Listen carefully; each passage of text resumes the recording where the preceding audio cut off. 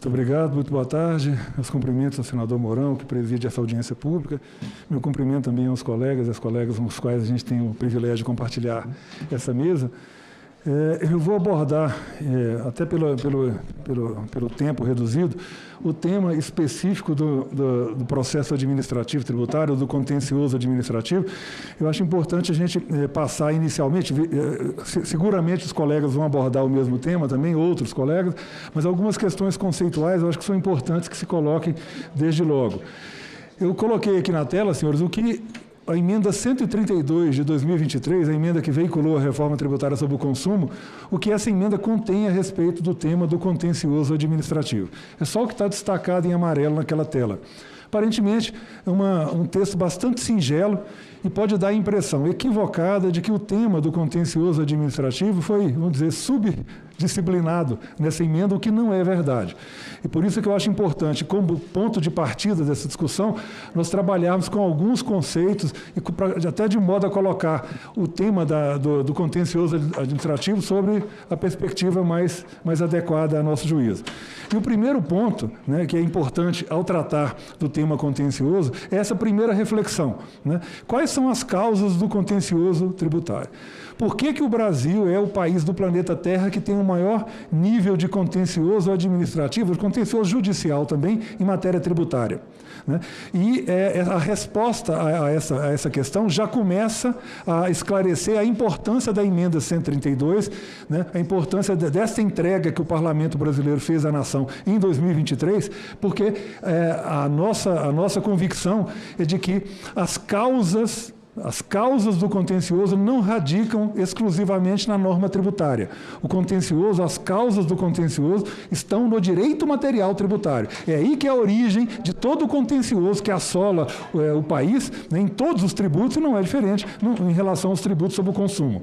Portanto, o contencioso tributário é um espelho do nosso direito material tributário, né? E, portanto, é também um repositório de todos os problemas que esse direito material tributário apresenta. A emenda 132 atacou o cerne dessa discussão. A emenda 132, o que ela fez em termos de redução de contencioso, decorre exatamente da correção dos problemas do direito material tributário atual e que geram esse nível de contencioso que o país experimenta. Eu trouxe aqui alguns exemplos. A regra da não cumulatividade plena, pessoal, nós vamos eliminar toda a discussão que inunda os órgãos julgadores, administrativos e judiciais em relação ao tema qual insumo que dá direito a crédito, qual insumo que não dá direito a crédito. Eu tive a oportunidade de presidir um órgão julgador administrativo de Minas Gerais, eu afirmo para os senhores que mais de 70% a 80% de tudo que é discutido lá diz respeito a esse flagelo, né, da discussão do qual insumo que dá direito a crédito, qual insumo que não dá direito a crédito, em matéria de CMS, que é o exemplo que eu estou me referindo. Mas não fica só nisso. A base ampla de incidência, né, nós vamos eliminar as discussões, conflitos de competência em CMS e ISS, por exemplo. Isso acaba. O contencioso originado deste problema é eliminado, ou foi eliminado a partir do advento da emenda 132. E aí vai vários outros exemplos, não há tempo hábil para que a gente explore um por um, né? Mas eu cito aqui o fim da guerra fiscal, que resulta do princípio de destino e da vedação à concessão de benefícios fiscais, a legislação em âmbito nacional. E aí, senador, eu acho importante ressaltar, tem até um estudo do Banco Interamericano de Desenvolvimento, que um dos achados desse estudo é que dentre os respondentes dessa pesquisa, e foram vários, advogados, servidores, enfim, né, um dos principais problemas dizem respeito exatamente à falta de uniformidade das normas tributárias. Isso gera muito problema, muito contencioso. Esse problema está sendo eliminado, porque teremos uma legislação nacionalmente uniforme, né? E, obviamente, a maior integração entre as administrações tributárias, que é típica desse modelo, também concorre, obviamente, para a redução do contencioso. Mas, obviamente, nós não estamos querendo aqui diminuir a importância da norma processual administrativa. Ela é importante, é fundamental, é importante que ela esteja alinhada às melhores práticas internacionais, inclusive, mas, e aí é importante já destacar algo que a nosso juízo não tem tido devido relevo, senador. O Brasil hoje tem uma quantidade enorme de normas processuais de regência do contencioso administrativo, diferentes. todo município, todo estado, Distrito Federal e a União, todos os entes que dispõem de um órgão julgador administrativo têm a sua própria norma processual e nenhuma delas é idêntica uma com a outra. O Brasil passará a ter apenas duas, né? A norma processual de regência do IBS, a norma processual de regência da CBS. Nós saímos de centenas ou de milhares para duas. Senhores, isso é uma entrega enorme, é algo que o país perseguia há muito tempo e que o Parlamento brasileiro incluiu como mais uma das entregas nessa reforma tributária. Muito bem, mas abordando agora bem rapidamente a norma processual em si, não dá para eu, obviamente, nesse tempo, passar por todos os dispositivos, mas eu queria só destacar alguns pontos importantes. Toda a norma foi feita a partir de um rol de princípios que está relacionado no artigo 67 do PLP 68, que são os princípios reitores dessa norma processual administrativa, alinhado com o que há de mais moderno no mundo, né, colhendo as boas práticas, inclusive do Brasil também, né. Além disso, esse processo vai ser todo em formato eletrônico, a formação, a tramitação e o julgamento, o que é absolutamente aderente a esse modelo tributário novo, que é intensivo em tecnologia, nós não podemos voltar ao processo em papel, né? Então, tudo foi concebido, né? Eu faço aqui uma homenagem aos representantes de estados e municípios que fizeram esse esforço, né, para tentar chegar a uma norma única, nacional, né, e que estivesse alinhada aos conceitos dessa emenda 132. Os prazos processuais são contados em dias úteis, há uma interrupção de 20 de dezembro a 20 de janeiro, em linha, inclusive, neste ponto, com o processo civil, né? Há essa previsão também no CPC, né? Há uma preocupação muito grande em explicitar todos os casos de nulidade dos atos processuais e do processo, de modo a conferir previsibilidade e segurança jurídica. Esses casos estão todos arrolados no artigo 78, né? E também com o foco de prover maior segurança jurídica. Boa tarde. Bom, senador. Tudo bem? Com foco de prover, portanto, também segurança jurídica, esse PLP incorpora o dever de observância dos provimentos vinculantes, as súmulas vinculantes do Supremo Tribunal Federal, as decisões em controle concentrado de constitucionalidade, as decisões sujeitas à sistemática de repercussão geral faltou a palavra agora, enfim. Então, esse conjunto todo, o objetivo é exatamente prover previsibilidade e segurança jurídica.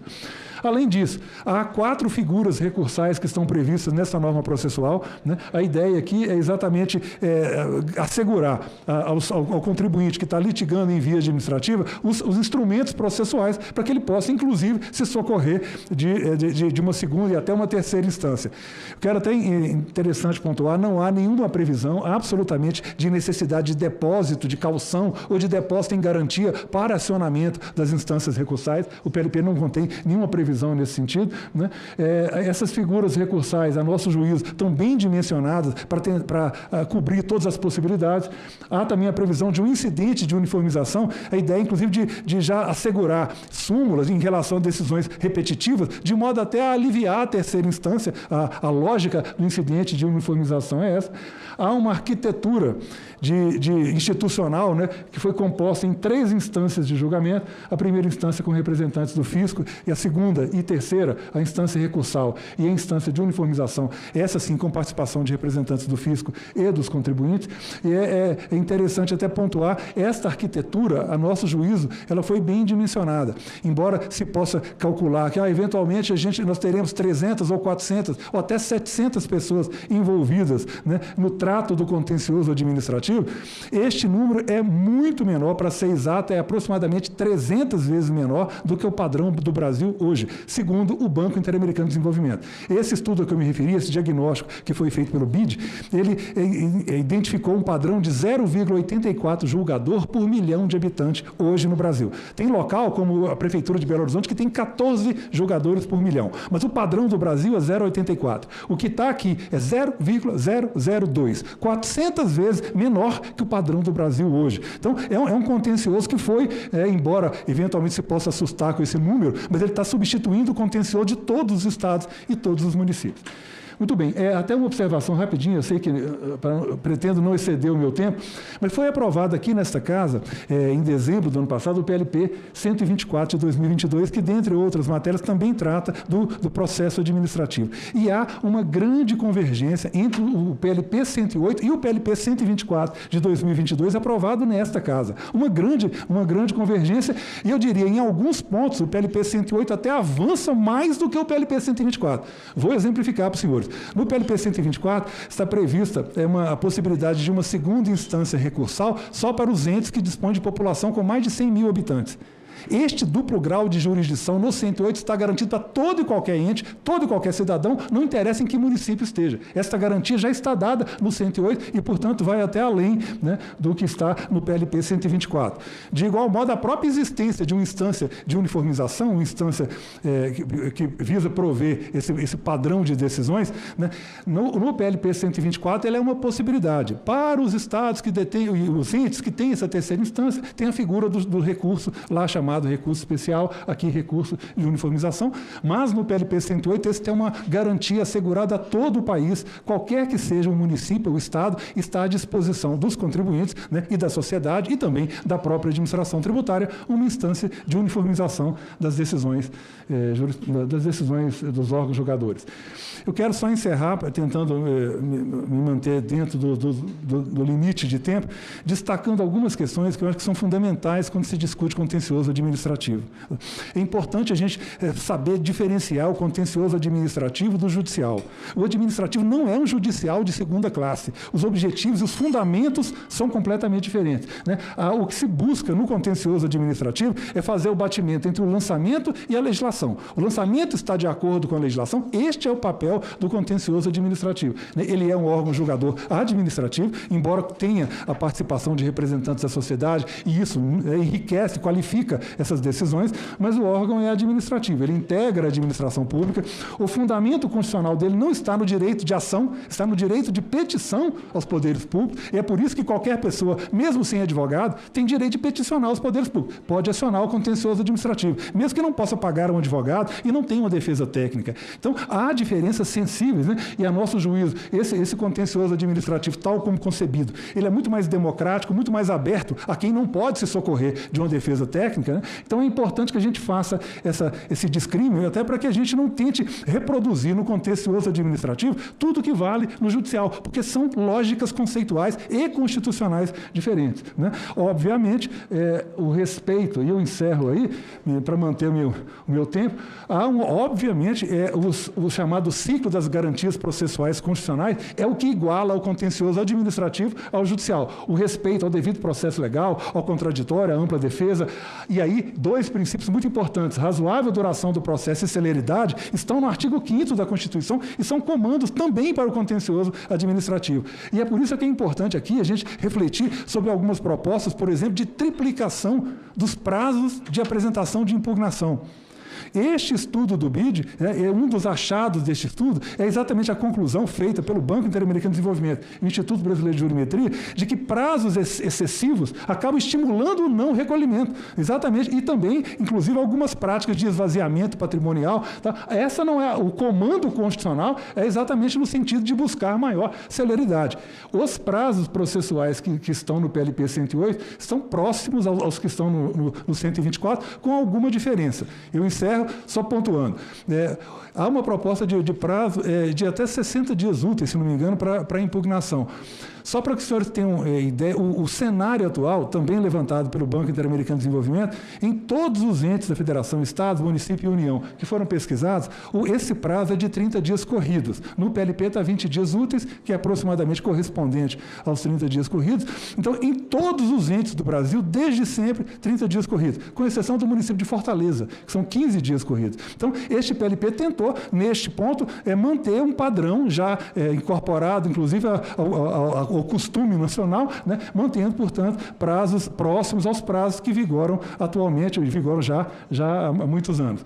De todo modo, é importante reafirmar a observância e o estrito cumprimento ao que a Constituição determina em matéria de processo administrativo, que são esses princípios que estão aí destacados, né, exatamente porque a compreensão do grupo que originalmente elaborou na época do pátio RTC, essa norma é exatamente a de que esse direito processual administrativo não é só mais um instrumento adjetivo, né, um instrumento serviente. Ele é garantia, ele é fundamento, ele é suporte do próprio direito material. É assim que ele foi concebido, né, e que, a nosso juízo, permeia o texto do PLP 108. Eu agradeço, senador Mourão. Peço desculpas se excedi alguns minutos, mas é que o tema é muito grande, por mais que a gente fale rápido, eventualmente passa um pouquinho. Muito obrigado.